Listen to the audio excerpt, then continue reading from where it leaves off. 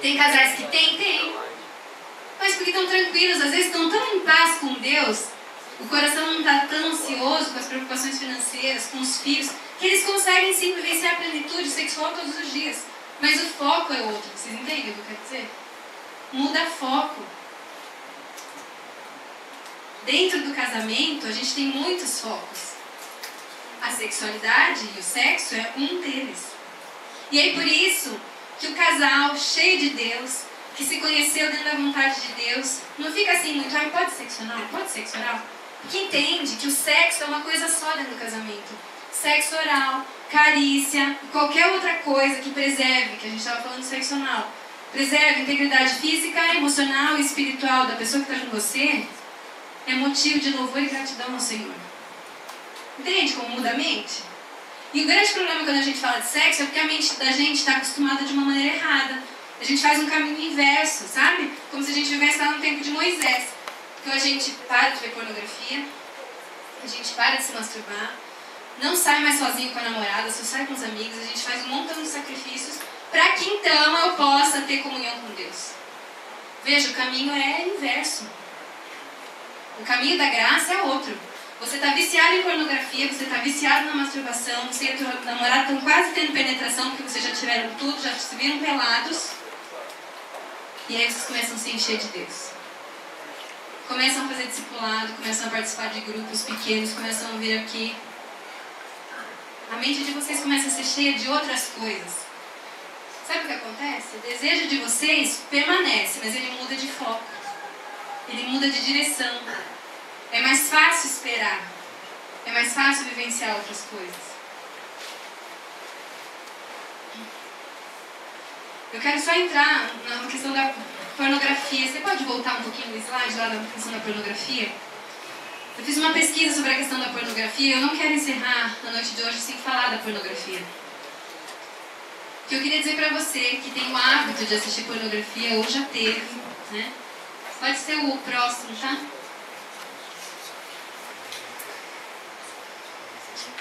Pode deixar aí. Não existe. É importante que vocês saibam que todo sexo da pornografia é um sexo mentiroso. Primeira coisa que vocês precisam saber. Não existe na vida real, um sexo com uma duração como a do filme pornográfico. Nenhuma mulher suportaria ser penetrada no ânus tanto quanto dura a penetração anal em um filme pornográfico. Nenhuma mulher suportaria uma penetração tão longa no canal vaginal como é no filme pornográfico. Existem montagens, existem homens que tomam injeção na cabeça do pênis para aumentar a duração da ereção. Veja, duração de ereção não é duração de prazer. Entende a diferença? É uma coisa diferente, não é?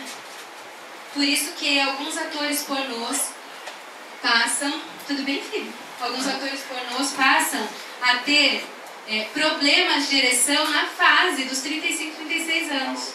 Pode deixar. E alguns atores pornôs precisam começar a usar fralda antes dos 40 anos por causa de incontinência fecal.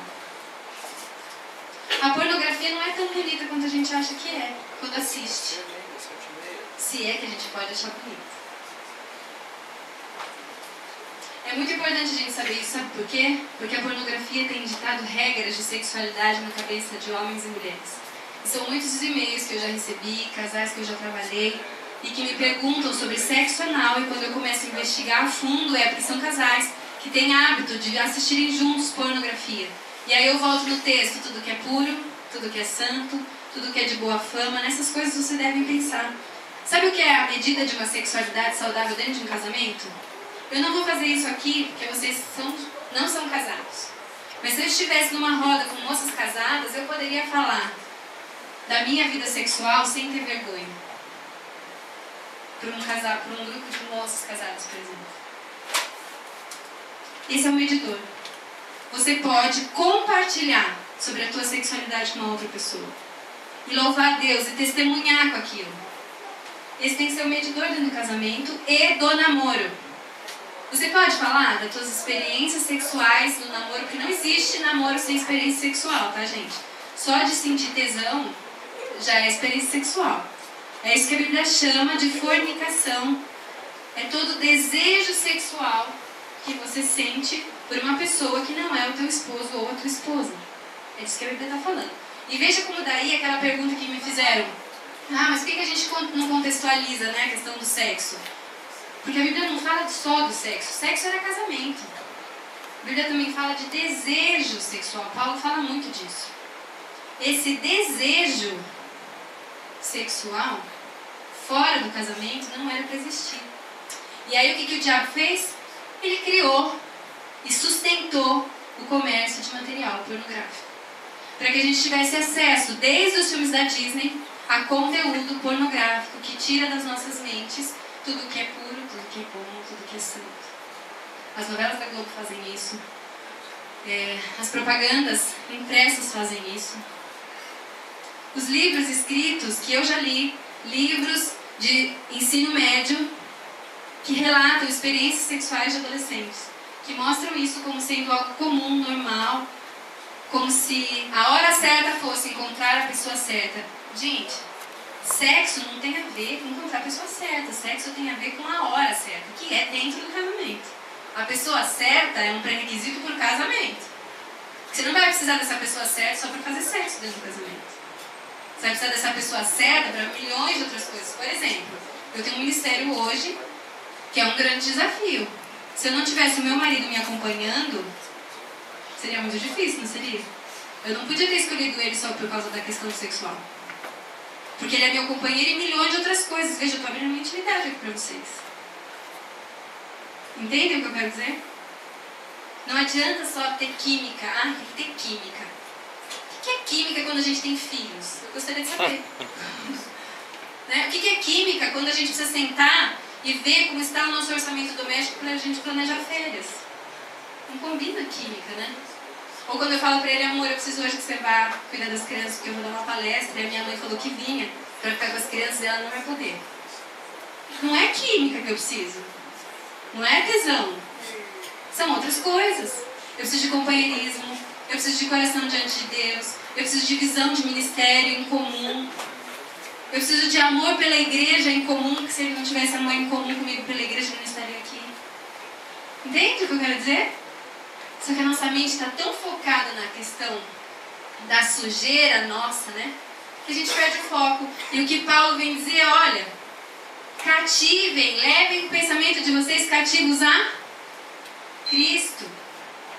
Precisamos ler a Bíblia, gente. A gente precisa encher a nossa mente de Bíblia. A Bíblia não é um livro histórico somente. A Bíblia não é um livro escrito por homens, inspirados por Deus. A Bíblia foi escrita por Deus. Como isso? Por revelação divina. É isso que a Bíblia diz. Que a Bíblia é revelação divina. A Bíblia diz que ela mesmo é viva e eficaz. Ela é mais afiada que uma espada de lados afiados, que tem o poder de separar juntas e medulas a alma e a mente das pessoas. Não é um livro escrito por homens. É um livro escrito por Deus, por inspiração divina. Isso precisa ser regra para nós. Como é que tá, pessoal? Deixa eu pegar mais alguma pergunta mais. Como é a masturbação em meninas? A menina, ela toca o órgão genital dela. Existe uma coisinha chamada clítoris. E ela pode se masturbar tocando o seu órgão genital, assim como um menino. E é a mesma coisa para homens e mulheres. Tudo depende da questão de onde estão os nossos pensamentos. Qual é o limite dos toques num relacionamento de namoro? Até onde pode ir? Bom, poder, você pode ir até onde você quiser, né? Agora, a grande questão é, eu vou ser bem honesta com vocês sobre isso, e eu sei que essa parte é bem difícil. Na hora que tocou pele com pele, não tem volta. Tá? Eu tô sendo honesta com vocês, tá? É muita hipocrisia eu achar que não acontece passada de mão em cima da blusa, no peito da menina. Que não se sente o pênis ereto, o pênis duro, essa é a palavra certa? Quando num abraço, num namoro e que as coisas já estão esquentando. Mas, queridos, é certo isso. Se já encontrou pele com pele, é muito difícil voltar atrás. Pode acontecer? Pode. Como acontece? Confissão de pecado. Vocês precisam ter um líder, se já aconteceu e vocês querem segurar um pouco as coisas, precisam ter um líder para que vocês possam confessar isso e que vai ajudar vocês com uma coisa chamada prestação de contas. A gente acha que a gente não tem que prestar contas da nossa vida pra ninguém, né? Pra gente ter uma vida saudável, e é isso que a igreja proporciona pra gente, isso que a gente tem que é a igreja, né? Então é isso que a igreja proporciona pra nós. Prestação de contas. Espaço de prestação de contas. É um treino pro casamento. Sabia que a igreja é treino para casamento? Isso aqui que vocês têm hoje de amizade é treino para casamento. Prestação de contas. Ah, não devo nada para ninguém, ninguém tem nada a ver com a minha vida. Tem a ver. Se você acha que não tem a ver, você está no lugar errado. Só que é muito pior viver sozinho lá fora do que prestar contas aqui dentro. Te garanto. A igreja é ainda o lugar mais seguro para a gente estar. Então, muito melhor você prestar contas aqui dentro, ser acompanhado, ter gente cutucando você e falando: e aí, como é que foi aquele negócio do namoro lá que você me falou? Conseguiu aguentar? Não, a gente não conseguiu. Ah, vamos continuar orando. Veja, a gente tem que se despir dessa história de ficar um punindo o outro, né? Mas também a gente tem que se despir dessa história de ficar um acariciando o pecado do outro. Porque a gente tem um livro aqui precioso que dá instruções que salvam a vida da gente na área da sexualidade, né? E são instruções, a Bíblia diz que ela tem instrução para todas as coisas. Então, qual é a medida do namoro? Eu diria que a grande questão maior não são nem os toques em si. A grande questão é quando se sente na mão a pele do outro, ou quando se sente no corpo a pele do corpo do outro. Porque não tem volta. É muito difícil. Se você já tirou a sua camisa e a sua namorada já tirou a sua blusa e você sentiu o peito dela sem blusa no seu corpo, é muito difícil voltar para um outro lugar. Entende o que eu quero dizer? Mão que masturba as genitais do seu namorado ou da sua namorada, é muito difícil fugir de penetração daqui a uns meses. É muito complicado. Ah, mas a gente vai se satisfazer só assim. É complicado. A Bíblia fala sobre defraudar um ao outro. Defraudar é você provocar no outro um desejo que você não vai conseguir suprir depois. Porque veja qual é o processo, né? Ah, então a gente vai tentar se manter só na masturbação mútua. Sem ele ejacular. Porque daí você tem que estabelecer esse limite também, né? Você vai deixar o cara ejacular ou não. Eu estou falando português claro para que vocês possam visualizar o que eu estou dizendo. A gente abre precedente para a masturbação quando chega em casa. E aí abre precedente para a pornografia. E aí você tem que fazer a decisão. Você quer ser bênção ou maldição na vida de quem está com você. Gente, eu vou precisar parar para pegar a chupeta do meu filho. Pode ser?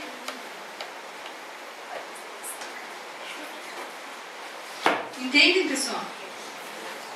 Como é que tá? Tá claro? Não tá? Vocês estão concordando? Não estão? Tá descendo no coração?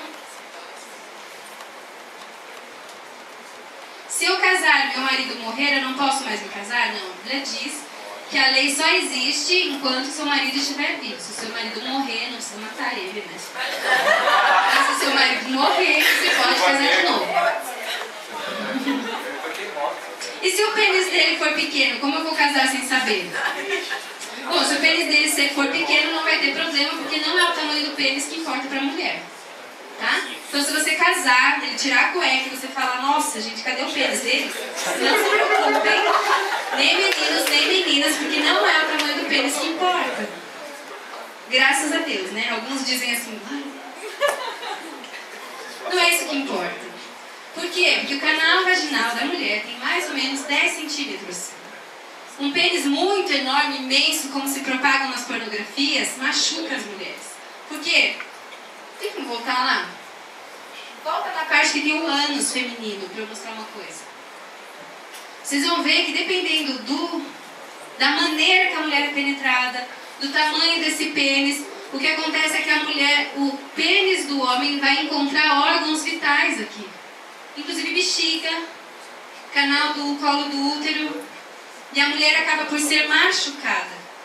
O que dá prazer para uma mulher não é o tamanho do pênis. O que dá prazer para uma mulher, primeiro, é a intimidade que ela tem com esse homem, ao ponto de dizer para esse homem os lugares do corpo dela em que ela sente prazer.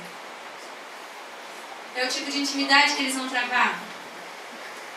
Algumas mulheres sentem pouco prazer com penetração e sentem mais prazer com outras coisas cultivadas ao longo do sexo, que combina talvez com penetração.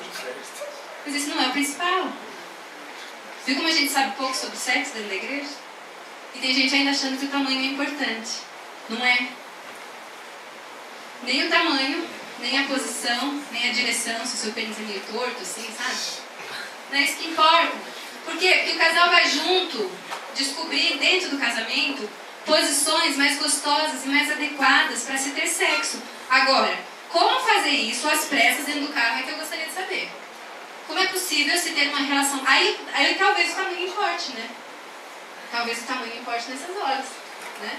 O tamanho do seio dela, o tamanho do pênis dele. Nessas horas em que vai ser tudo, tem que ser tudo muito rápido. Agora, para curtir o corpo um do outro, para não precisar, não tem hora, sabe? Não tem ninguém que vai chegar. Vocês podem se curtir, vocês podem conversar. Não é o tamanho que vai importar. Não é. Fisiologicamente, não é o tamanho do pênis que dá prazer. Emocionalmente, muito menos. Ok? Então, se você casar com um homem de pênis pequeno, fique tranquila, você não vai precisar se separar dele por causa disso. Ok?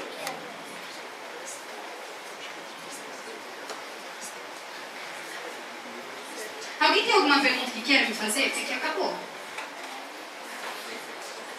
Eu tenho. Fala aí.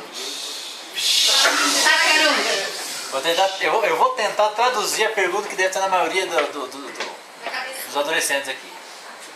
A prática do sexo antes do casamento. Quais são as consequências na vida dele antes de casar e que tipo de consequência leva para depois do casamento? Biblicamente, o sexo é casamento. Lembra que eu falei? E a Bíblia diz assim, que quando os dois se casam, isso aconteceu já com Adão e Eva, os dois passam a ser um. O que é um? O mesmo espírito. A união de espírito. Historicamente, quando as mulheres se entregavam nos templos para as práticas sexuais, elas recebiam demônios na prática sexual. O que isso me faz pensar? Que união física, corpórea, no sexo é também união espiritual. O que isso significa? Que se você fizer sexo com 5 pessoas antes de casar, você vai ter se casado espiritualmente com 5 pessoas antes. Qual é a consequência para as mulheres disso? Daí eu vou falar de uma parte prática que eu tenho acompanhado algumas moças. Essa união espiritual que acontece na sexualidade para as mulheres marca momentos históricos na mente da mulher. E ela não consegue se livrar de lembranças. Sabe aquela menina que fica, eu não consigo esquecer aquele ex-namorado, e sofre, e chora, e fica com o pastor. Pode ter certeza que ela teve intimidade sexual com aquele rapaz.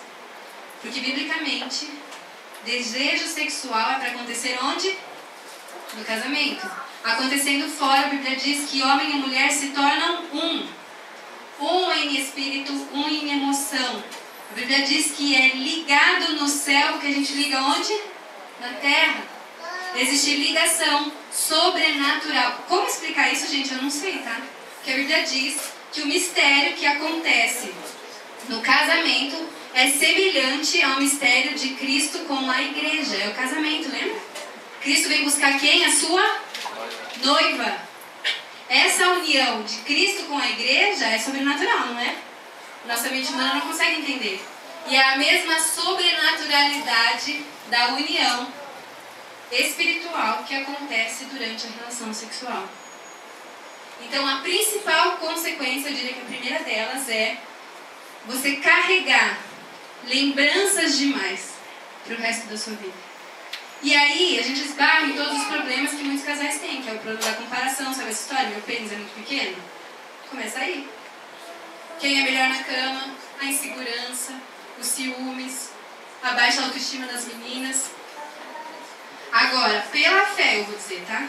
Pelo que eu aprendo no estudo bíblico disso, de vários autores que estudam sobre isso, inclusive autores que falam sobre o satanismo e como os satanistas utilizam esse método de aliciação sexual para trazer jovens para o meio do satanismo.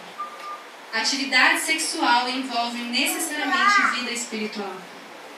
A atividade sexual fora do casamento é, sim, porta de entradas para demônios. Sabe aquela história de casa vazia?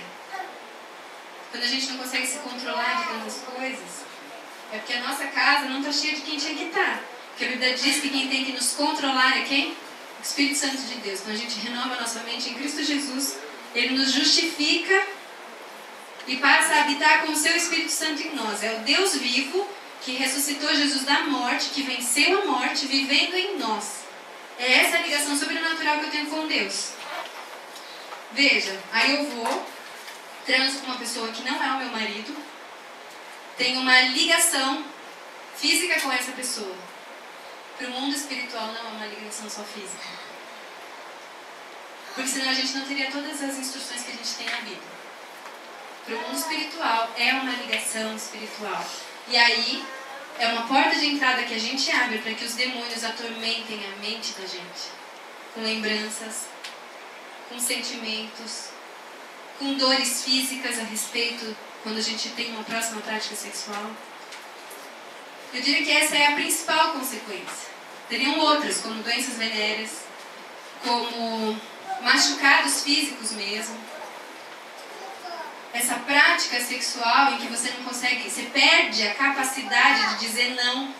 Você cede uma vez para uma relação sexual, depois você cede de novo, e daí você cede de novo. Você vai abrindo concessões na sua vida. E chega uma hora que você está tão anestesiado que você perde a capacidade de dizer não. Isso aí você arrasta para o teu casamento. E casamento sem a capacidade de dizer não nos momentos que se precisa, inclusive na vida sexual, é casamento fadado ao fracasso, porque é casamento sem limites saudáveis. E não dá pra gente dizer assim, mas cada um tem a sua história, comigo não vai ser assim. Não é assim que o diabo pensa, tá, gente? Quando a gente vê o testemunho de algumas pessoas, eu trabalhei já com alguns travestis, com gente, como diz o Paulo Capelete, não sei quem aqui conhece o Macarrão? Do underground, né? Quando a gente conhece essas pessoas, a gente vê que é impossível a gente separar a sexualidade de feridas físicas, feridas emocionais e feridas espirituais. E a Bíblia não fala de espíritos só, né? A Bíblia fala de anjos e demônios. A Bíblia fala de demônios. A Bíblia fala que ele está ao nosso derredor, fugindo como um leão, buscando quem ele vai tragar. E esse buscar como vai tragar é buscar brecha, espaço onde ele vai poder fazer um rombo no muro. Então eu diria que a principal sequela é abrir espaço para que Satanás trabalhe na nossa mente.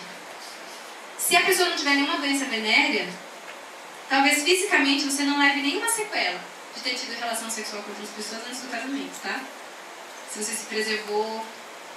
Mas o preço pago na área emocional e espiritual é altíssimo. E isso é um fato, não é uma ameaça, tá, gente?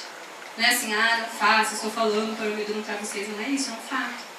Eu tenho acompanhado gente que viveu tanta experiência promíscua que fica com a fisionomia caída. Se vocês querem ter a prova disso, entrem no site da Missão Sal, que é a missão do macarrão. Você tem lá o Natal dos travestis e transexuais. Vocês não vão entender o que eu estou dizendo. Meu filho, quando viu alguma dessas fotos, ele perguntou pra mim, mamãe, por que essa pessoa está fazendo essa careta? Não era uma careta. Era uma fisionomia de dor, de sofrimento. A pessoa estava sorrindo. É um preço muito alto a ser pago, né? Não sei se respondi sua pergunta. Não sei, respondeu? O que mais aí, pessoal? Um casal que já teve sexual fora do casamento, mas aí entende tudo isso e como faz? Para e... A minha instrução ela tem que ser clara em dois... A gente precisa analisar dois aspectos. Primeiro, quantos anos tem esse casal?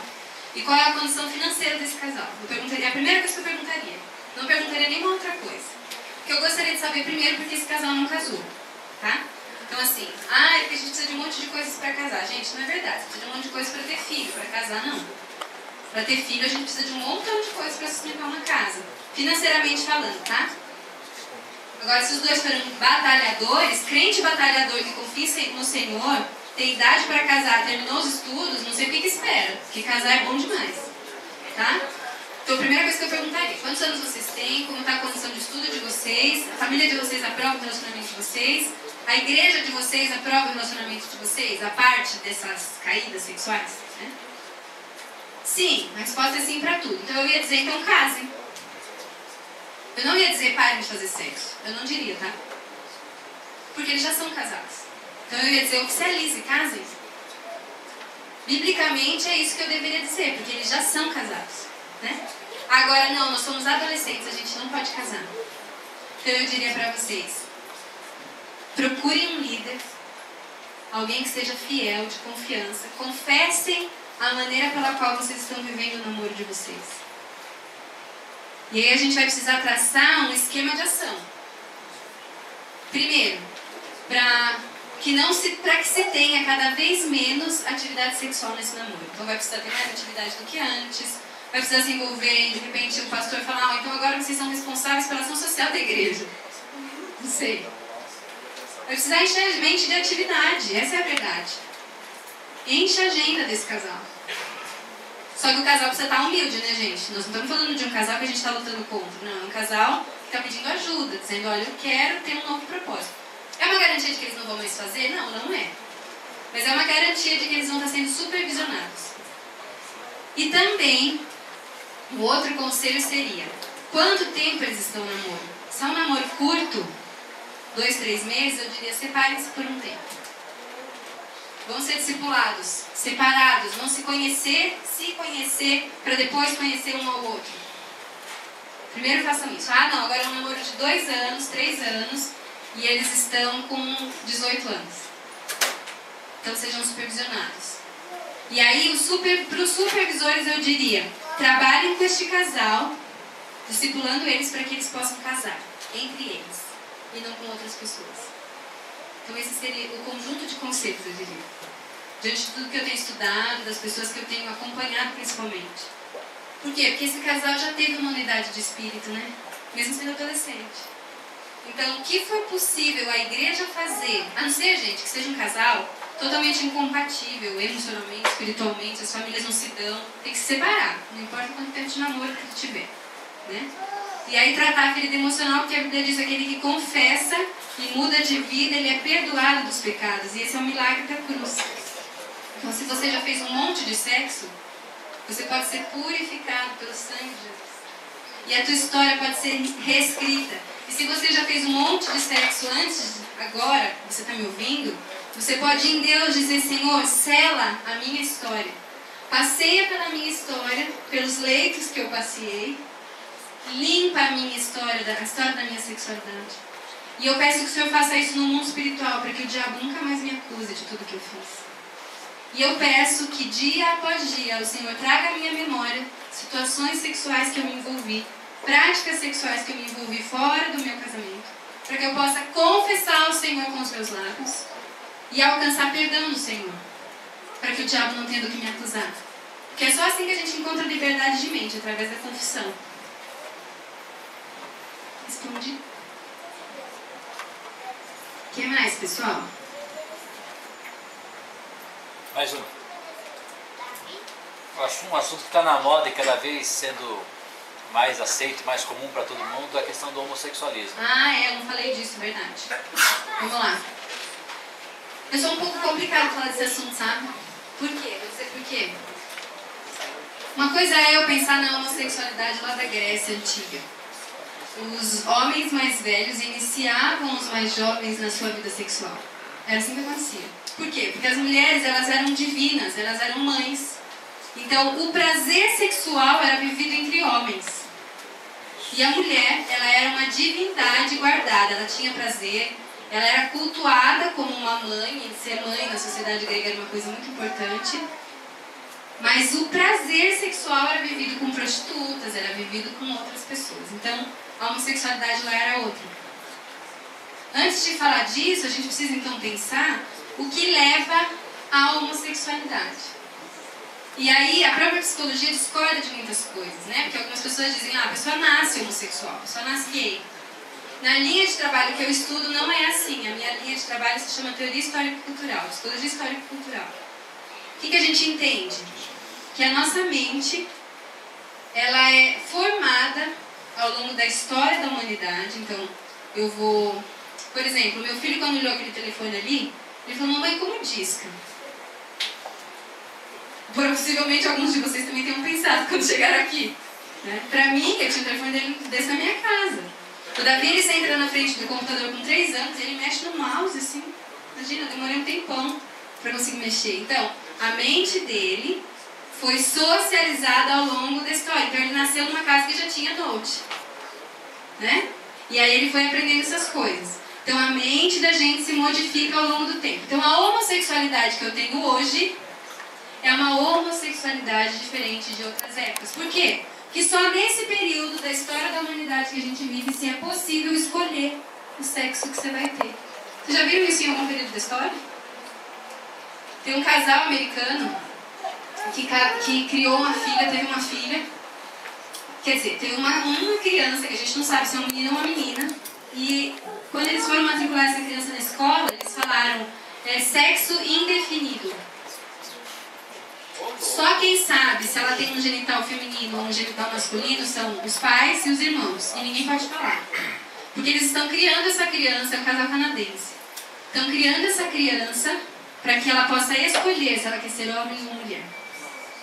Veja, só nesse período que a gente vive da humanidade em que isso é possível. Na época de Paulo, se falava sobre paixões naturais. E aí tem o texto que diz assim... Peraí. Tem o texto que diz assim, olha, os homens corromperam as suas paixões naturais e passaram a se deitar com outros homens. Quer dizer, o texto fala, vocês deram trela, né, para suas paixões naturais e passaram a se deitar com outros homens. E as mulheres também deixaram o seu uso comum. Então Paulo está dizendo, olha, é uma paixão que existe dentro de nós. Porque eu vou ser bem honesta com vocês vão se escandalizar com o que eu vou dizer provavelmente, inclusive com o pastor. Todos nós nascemos com a possibilidade de ser heterossexuais ou homossexuais. Porque nós nascemos com um cérebro, um aparato biológico, que precisa ser socializado. E o que vai comandar o desejo sexual do nosso corpo é a nossa mente, não é o contrário. Então é a nossa história, a maneira que eu aprendi sobre sexo, a maneira que eu vi a relação dos meus pais, a maneira que eu tive a noção de autoridade na minha casa, a sociedade que eu vivi, se foi aqui na Holanda, onde tantas outras coisas são mais libertinas do que aqui. Então todas essas coisas vão formando a nossa mente sobre sexo. E aí se tem a possibilidade nesta sociedade de se apaixonar por alguém do mesmo sexo. E as novelas falam sobre isso. A Bíblia diz que deitar com uma pessoa do mesmo sexo é pecado. A Bíblia diz no Velho Testamento que é abominável a Deus. Mas, queridos, eu vou ser muito honesto com vocês, por isso que eu falei que eu ia escandalizar vocês. Eu não sei como Deus vai julgar a homossexualidade da nossa geração. Eu não sei, de verdade. Por quê?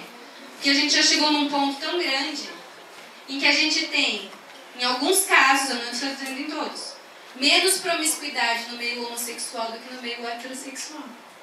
Porque antigamente, há 20 anos atrás, você falar de homossexualidade, você estava falando necessariamente de promiscuidade. Né? Então aí se tinham todas aquelas discussões, como que um casal homossexual vai criar uma criança? Porque se supunha que um casal homossexual era um casal promíscuo. Hoje em dia não é bem assim mais. Alguns casais homossexuais têm um relacionamento estável ao ponto de criar um filho. Olha que coisa mais maluca.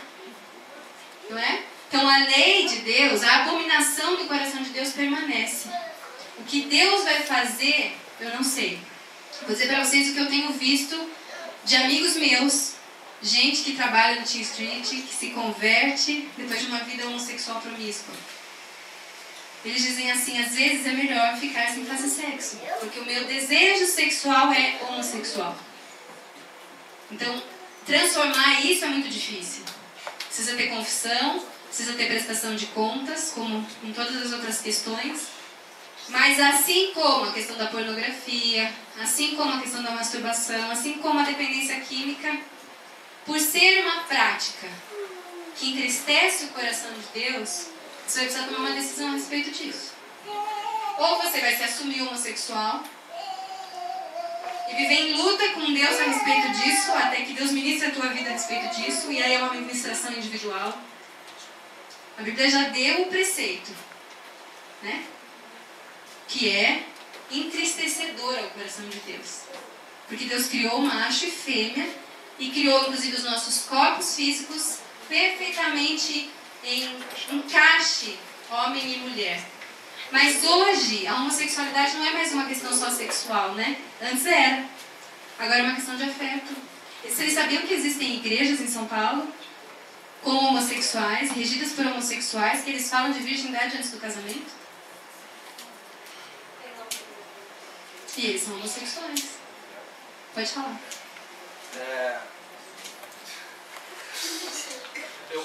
Antes de vir para a capela, eu participei de uma outra igreja aqui em Londrina, uma outra denominação. E nessa outra denominação tinha um pastor do grupo de jovens, casado, tudo, sei lá, com uns 45 anos e tal. E, sabe, uma pessoa assim, acima de qualquer suspeita, pode-se dizer. Muito legal, muito gente fina. A gente viajava com um grupo de jovens para apresentações teatrais e com o pessoal do louvor. Aí, em um determinado tempo da vida deles, e aí acabaram se separando, e aí estourou a bomba que ele era homossexual, e aí assumiu mesmo, saiu da igreja, de fato, e mora com outra pessoa. Hoje em dia, assim, não só fora, a gente vê, sei lá, muito televisão, música, artistas que se assumem numa posição sexual que todo mundo até achava que não era possível e se assume e torna público isso, mas acho que nas igrejas também tem acontecido muito isso. Porque na realidade a gente precisa entender que homossexualidade é desejo sexual. E aí vale o mesmo princípio. Eu preciso encher a minha mente de Deus e da palavra de Deus e aí tomar algumas decisões a respeito. Entende? E aí para a questão homossexual é mais difícil, porque é de fato desejo. Veja, você não nasceu com este desejo homossexual ou heterossexual. Você desenvolveu isso ao longo da tua história e também ajudou a escola que você passou, a igreja que você passou, se você foi abusado sexualmente ou não. Se você teve uma mãe que era muito forte, um pai muito fraco. Não dá pra dizer assim, que uma mãe forte e um pai fraco vai fazer um homossexual. Não é isso. Pode ser que não. Pode ser que faça um perverso, que judie das pessoas. Né? A gente não sabe, mas todos esses fatores interferem na formação da nossa sexualidade. Agora, uma coisa que eu posso dizer é, ninguém vira gay de um dia para o outro. Né? Existiam desejos homossexuais sendo cultivados e talvez reprimidos durante muito tempo.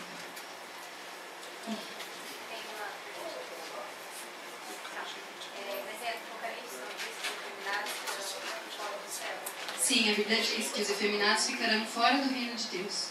Mas eu não posso... Porque a Bíblia diz que outras pessoas também ficarão fora, sabe? A Bíblia diz que outras coisas também são abomináveis aos olhos de Deus. E eu, como igreja, não posso me dar o luxo no tempo de hoje de dizer isso. E por isso que eu falei pra vocês, talvez eu fosse escandalizar, porque essa parte é muito difícil de eu falar, porque eu tenho encontrado gente homossexual que fala, gente, tá bom, então eu vou viver o resto da minha vida sozinho, porque eu tenho dentro de mim um desejo por uma pessoa do mesmo sexo. Então eu vou fazer a opção de viver sem a prática sexual. Isso acontece às vezes na vida de alguns padres, né? A gente não vê? E daí todo mundo cai em si e fala, mas ele foi ser padre porque ele era gay. Que bom que ele foi ser padre. Ele fez a escolha certa. Ele fez a escolha para encher a mente dele de outras coisas. Eu não estou dizendo que ele faz debaixo das batinas, né? Estou dizendo daqueles que realmente optam por, então eu vou ser missionário. Vou encher minha mente de outras coisas. Existem alguns que conseguem fazer isso. Existem outros que não conseguem. E não cabe a nós, como igreja, dizer, olha, você não vai entrar no reino de Deus. Entende o que eu quero dizer? Porque a maneira que se estruturou... Veja, a gente está tendo leis. Eu acho que a gente precisa continuar falando que é pecado, porque é. Como é o pecado o sexo fora do casamento, porque é. Como é pecado eu encher a minha mente de pornografia, porque é. Mas como é pecado também, que eu ensinei para meu filho essa semana, a mentira, a desobediência, bater no irmão. Essas coisas são abomináveis a Deus também. Só que a gente tem o costume de achar que só é abominável a Deus as coisas ligadas ao sexo, né? Sabe por quê que a gente fala isso? Porque a gente tem problema para lidar com as questões sexuais. Então é mais confortável para a gente dentro das igrejas falar que o cara que é gay não vai ser salvo, então ele não entra na minha igreja. Ou então, eu atendi a trabalhar com uma pessoa lá em Maringá que era travesti, homossexual, e ele tinha 6, ele tinha maçã do rosto, e esse moço estava muito sensível às coisas de Deus. E um dia eu me deparei com a seguinte problemática: como vai ser o dia que eu convidar esse rapaz para ir para minha célula? Veja, aquela célula tinha os meus filhos, tinha crianças, tinha os maridos das minhas amigas, tinha o meu marido. Entende que é um problema mais pessoal? Antes, a homossexualidade daquele outro cara, daquele pastor, era longe da gente, né? Agora é um problema perto. Como é um problema perto, você ter filhos e você orar a Deus, Senhor, preserva a formação da sexualidade dos meus filhos para que eles tenham uma sexualidade desenvolvida nos padrões do Senhor. É uma problemática para nós, dentro das igrejas, pensar se os nossos filhos vão ser homossexuais ou não. Antes não era. Entende? Hoje, pela fé, eu declaro, em nome de Jesus, isso não vai alcançar a vida do Davi e do André. Mas é fé. Né? É fé. Uma outra coisa também que envolve sexualidade, que não só falando de homossexualismo e sexo assim, entre adultos, mas às vezes dentro das próprias casas, assim, as famílias lidam de uma forma ou muito aberta ou muito introspectiva com isso, que para as crianças isso passa de uma maneira muito estranha. Olha um fato que aconteceu, um rapaz trabalhando na mesma empresa que eu trabalho, esses dias ele chegou e ele expôs pra gente a seguinte situação, que ele estava na casa dele, assistindo TV, ele, a esposa, o filho, o outro filho mais velho, ele tem um filho pequeno de 5 anos de idade. E o filho pequeno tá amigo de todo mundo na rua tal, e estava brincando com uma menina, vizinha deles, filho de uma outra senhora lá, na casa deles ali na sala, perto deles. E aí, na brincadeira deles lá, colocaram 2 cadeiras na sala, o pessoal assistindo televisão, colocaram 2 cadeiras, colocaram uns cobertores e tal, e foram para debaixo desses cobertores, como se fosse tipo uma cabaninha, vamos brincar, pai, que estão brincando de cabaninha. Quantos anos eles tinham? 5 anos de idade. Aí ele falou que eles estavam brincando, falando ali debaixo do cobertor, daqui a pouco ele falou que ficou quietinho, eles assistindo TV, e a minha mãe falou, ué, tá estranho esse negócio. Diz que ele chegou, tirou o cobertor, o filho dele em cima da menina, tipo como se fosse... Aí ele falou que na hora já chamou, foi na casa da mulher, chamou a mãe da menina e falou, aconteceu isso aqui. É importante a gente falar disso da seguinte maneira. Primeiro, até 6 anos de idade, quando a gente fala de masturbação, a gente não trata como um pecado, tá? Porque existe uma fase de descoberta na vida do menino e da menina em que acontece a masturbação, inclusive a masturbação mútua, sabe? Brincadeira de médico com um priminho, com um amigo, e às vezes com o mesmo sexo. Isso não é pecado, isso é descoberta. Agora, você vê a problemática. Antigamente, os problemas que se traziam para a psicologia era o toque de uma criança na outra.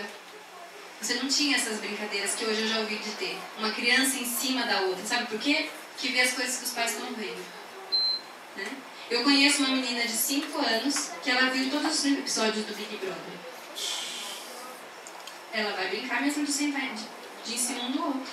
Ah, mas não precisa nem pensar em Big Brother. Se você ligar a televisão 5 horas da tarde de Malhação... a Malhação tá terrível. Vixe, daqui a pouco porque 10 de manhã vai estar fazendo... Então assim, por quê? Porque a questão da sexualidade para uma criança até 6 anos é uma questão de pureza, é uma questão ligada às sensações, né? Por isso que a criança que é abusada sexualmente até 10 anos, ela volta a ter contato com esse agressor, ela não fica fugindo dele, porque é confuso para ela, entende? A criança sente prazer, mas não sabe bem o que é aquilo, e a maioria das vezes não se conversa, a gente só pune, né?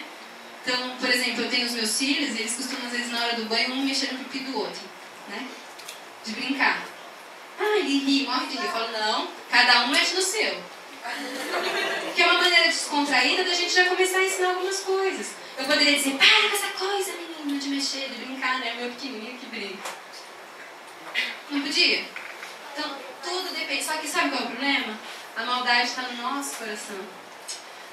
A Bíblia fala que, em vários textos, o apóstolo Paulo vai dizer assim, olha, sabe por que você acha que isso é contaminado? Porque o teu pensamento está contaminado. Então você fica julgando que o teu irmão come determinado alimento e você não come, porque ele come carne e você não come, e você julga essas coisas porque a tua mente está contaminada. Então, à medida que uma família, os pais se colocam na presença de Deus, se enchem de Deus, enchem a vida dos filhos de Deus e naturalizam as questões do sexo, porque o sexo é uma coisa natural da vida da gente, não é verdade? Deveria ser. Mas porque a gente tem tanto peso e tanta dificuldade para falar disso, a gente abre brecha para Satanás entrar e fazer bagunça. E aí faz bagunça na vida dos nossos filhos. Agora, existem alguns preceitos, que eu vou dar uma palavra com os pais depois, que é em relação a computador e televisão. Gente, não dá para abrir mão. Uma coisa é uma criança ouvir uma conversa, ouvir alguma coisa em casa que os pais fizeram, e depois você vai lá e trabalha isso com os filhos, porque aos poucos eles vão entendendo.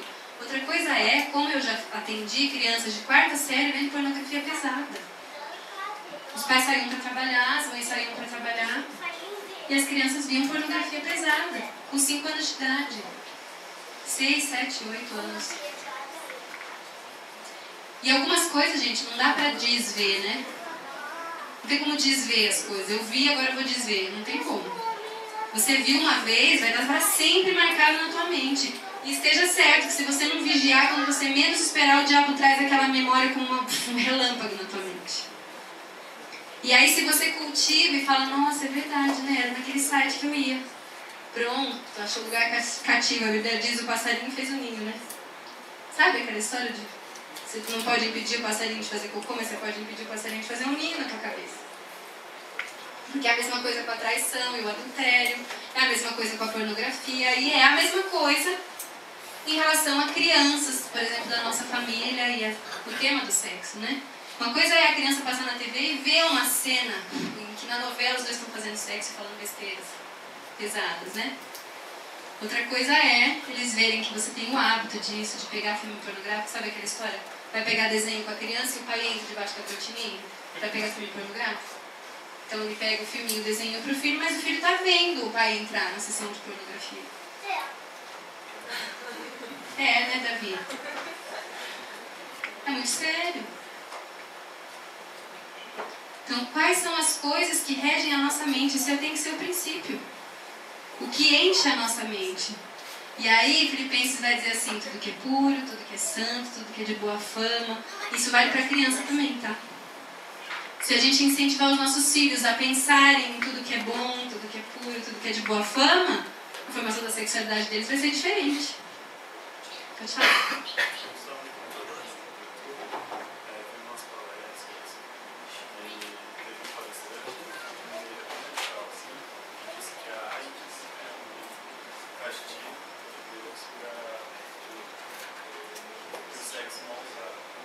É duro dizer, né? Que a AIDS é um castigo de Deus pro sexo mal usado. Tá dizendo que ele viu um vídeo no YouTube de uma pessoa que disse isso. Porque eu não sei se é assim que nosso Deus age, sabe? Não sei. Porque ele também nem precisaria fazer essas coisas para punir a gente. Porque a gente já tem a punição natural, que é o pecado. A AIDS é consequência de nós mesmos, do nosso pecado, né? Porque a Bíblia diz que o pecado não é uma ação. A Bíblia não fala assim, ó, peçam um perdão dos seus pecados porque você cometeu o pecado hoje. Peçam perdão porque vocês são pecadores. Veja, o pecado é uma condição. Né? Então Deus não precisaria agir sobre a humanidade, dizer, olha, eu vou mandar mais uma praga, como eu fiz no tempo de Moisés, para que vocês se arrependam nos seus maus caminhos. Não. Primeiro porque Jesus já fez isso, morrendo na cruz por nós, nos justificando a partir do momento que eu tenho Jesus como Senhor e Salvador da minha vida e eu sou selado com o Espírito Santo de Deus. Isso já foi feito. Agora eu preciso entender que todas as pragas, as doenças, os divórcios, as crianças que se corrompem, é consequência da nossa natureza pecadora. A Bíblia diz que nós estamos pecadores, nós nascemos pecadores. Sabe essa história de, toda criança é boazinha? Mentira, toda criança é pecadora. Por isso que a criança, você fala, não põe o dedo na tomada, a criança vai, desobedece e põe. É natureza pecadora que precisa ser moldada por pai e mãe, pela igreja, e moldada depois pelo Espírito Santo de Deus. Por isso que quanto mais cedo uma criança confessa Jesus como Senhor e Salvador, o André não fala ainda, meu pequitinho. Eu falo, André, quem quer aceitar Jesus? Ele fala, eu. Porque ele fala eu pra tudo, né? Se a gente pergunta, quem quer apanhar? Ele fala, eu. E aí eu perguntei esse Jesus, André, quem quer aceitar Jesus no coração? Eu. Eu falei, então vamos orar? Daí depois, assim, no olho, eu orei. Ele falou no final, amém. Eu tô pela fé crendo que ele já está confessando Jesus como Senhor. Eu vou fazer isso depois? Sim, como eu já fiz com o Davi. Ele entendeu. Mas vocês entendem que isso tem que ser uma constante? Porque a gente nasce pecador. Não é uma ação nossa, não é porque quando pequenininho você desobedeceu o seu pai que você é pecador, não. Você desobedeceu o seu pai justamente por ser pecador. Não é a tua atitude que te tornou pecador. É a tua natureza que fez você pecar. Por isso que Paulo fala, né? Eu esmurro o meu corpo porque a natureza que existe em mim quer coisas que eu não quero fazer. E as coisas boas que eu quero fazer, o meu corpo não me obedece, eu não consigo fazer. A AIDS é a consequência disso. De sexo mal feito, de sexo fora do casamento, que é o principal preservativo que existe, a melhor prevenção de DSTs no mundo é o casamento. O casamento feito no centro da vontade de Deus, em que o casal tem liberdade, inclusive, para antes de casar pedir um teste de HIV. E o marido e a esposa não vão se ofender, por exemplo, de tanta que é a intimidade. Às vezes nem precisa, né? Porque já conhece a história. Então a AIDS é consequência disso, não é? Eu não penso assim, sabe? Eu acho que Deus não precisa disso, na verdade. Queridos, eu acho que por hoje é isso, né? Penso que já deu nosso tempo. Queria agradecer pelo tempo de estar compartilhando essas coisas com vocês. Tem muitas coisas mais para a gente dizer, por isso que eu trabalho com essa história de perguntas, para que eu possa alcançar algumas coisas do coração de vocês. Quero deixar o meu e-mail, depois se você quiser passar meu e-mail para o pessoal, tá? Nisso brotam algumas confissões, a gente dessa experiência no TIM. E aí a gente vai tentar encaminhar de alguma maneira, porque a confissão é o caminho para a libertação, né? É caminho para que o Espírito Santo de Deus possa trabalhar na vida de vocês. Mas o desejo do meu coração é que vocês consigam se abter de pelo menos duas coisas. A primeira de todas elas é a pornografia. Porque ela é um mal terrível. Eu falo que ela é um vírus do qual nós, como crentes, precisamos lutar contra a pornografia. Porque a pornografia é uma coisa muito séria. Por causa disso, quando você vê, não tem como desver. E é a porta de entrada para demônios no teu dia a dia. Os demônios não podem entrar dentro de você se você tem Jesus como Senhor e Salvador. Mas a Bíblia diz que se você abrir uma brecha no muro, ele vai entrar, vai fazer bagunça. Pode não entrar em você, mas ele pode ficar te incomodando, sabe assim? Quando você está querendo fazer uma coisa, a pessoa fica assim. É mais ou menos isso, a pessoa fica te cutucando, o demônio, Satanás fica lá. Porque você deu brecha, né? Porque brecha é legalidade espiritual. Você autorizou Satanás a entrar na tua mente por meio da pornografia. Gente, o mundo pornográfico ele é terrível, tá? Tem alguns estudos sobre isso, quem quiser depois tiver interesse. Mas o mundo pornográfico é um mundo satânico. Então, quando você assiste pornografia, você não contamina só a tua mente. Você contamina o teu ambiente espiritual. Que você dá autoridade para pessoas que dependem de tantas coisas espirituais do diabo entrar dentro da tua casa, entrar dentro dos teus olhos. A Bíblia diz que os olhos muitas vezes são a porta para a nossa alma, para o nosso coração. Então, o que os teus olhos têm visto? Então, a primeira coisa, fiquem longe da pornografia. Segundo, encham a mente de vocês de Deus. Não façam o contrário, né? De ficar se vigiando. Se encham de Deus, se encham de Deus, se encham de Deus. E essas coisas vão começar a ser limpas. Porque não são vocês que vão se limpar. É o Espírito Santo de Deus que lava a gente, né? Ele diz que é o sangue de Jesus que nos purifica de todo pecado. É uma coisa sobrenatural. Nossa mente não consegue entender humanamente. E depois, tenham relacionamentos na igreja de prestação de contas. Isso é muito importante. Não achem que vocês não devem satisfação a ninguém. Você achar que você não deve satisfação a ninguém é a principal estratégia do diabo na geração de hoje. Se você não deve satisfação para ninguém, você faz o que você quiser, não é? E se você faz o que você quiser, ele deita e rola na tua vida. O diabo deita e rola na vida da gente quando a gente acha que a gente não tem que prestar contas. Então, encontre um líder saudável de Deus na tua vida para você prestar contas. A prestação de contas que a igreja proporciona, ela livra a gente do pecado. Queridos, é isso. Eu vou orar para a gente encerrar. Ok? Senhor, nós louvamos o Teu nome, porque o Senhor é o dono de toda a verdade. Nós cremos de verdade que a Tua palavra ela é viva, ela é eficaz, ela foi inspirada pelo Senhor, ela foi escrita pelo Senhor, é inspiração divina e é verdade que liberta. Então, Senhor, que tudo que foi falado aqui possa ser direcionado para o coração desses queridos aqui. Que não fique só num bate-papo, mas tenha incômodo de vida no Teu Espírito, Senhor. Que Teu Espírito possa trazer situações durante a semana para que eles se lembrem do que a gente está falando aqui. Senhor, levanta homens e mulheres nessa igreja que possam ser instrumentos de prestação de contas. Tua palavra diz que as mulheres mais velhas deveriam ensinar as mais novas, então nós queremos pedir que o Senhor levante essas mulheres nessa igreja, para que essa igreja tenha um lugar onde os jovens podem prestar contas, para que eles possam ser livres do pecado, para que possam ser curados das feridas. Senhor, se tem jovens aqui com questões da sexualidade mal resolvidas, às vezes abuso sexual, Senhor, na infância, que não foi resolvido e confessado, questão da pornografia, Senhor, incomoda com o Teu Espírito, que o Teu Espírito possa pesar para que então possamos ser limpos, ó Deus. Tua palavra também diz que o arrependimento produzido pelo Senhor traz tristeza, mas gera mudança de vida. Então que o Senhor possa fazer isso hoje, ó Deus. Que essa tristeza produzida em nós, por causa do pecado e da sexualidade, possa produzir mudança de vida. Nós desejamos isso, mas também sabemos que só o teu Espírito pode fazer isso. Então que o Senhor possa fazer isso nessa noite. Senhor, dá instrução aos nossos líderes a respeito desse assunto. Em nome de Jesus que nós oramos. Amém.